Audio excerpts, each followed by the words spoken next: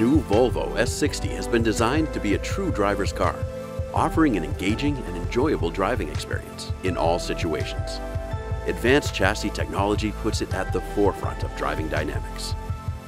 This does not only apply to the new S60 itself, but also to how it was developed.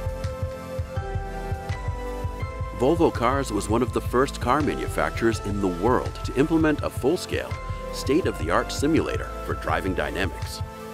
The simulator played a vital role in the development of the chassis performance on the new S60. With this advanced simulator, we have been able to test and evaluate things like wheel suspensions, brakes and geometry very early in the development process, even before the first test car was actually built. With the simple push of a button, parts of the wheel suspension can be exchanged, or settings can be modified, and the simulator driver experiences the difference in real time. The 60 series cars have been the first where the simulators have been used from the beginning, through the entire development process. There are several areas where our work in the simulator has improved the S60 significantly.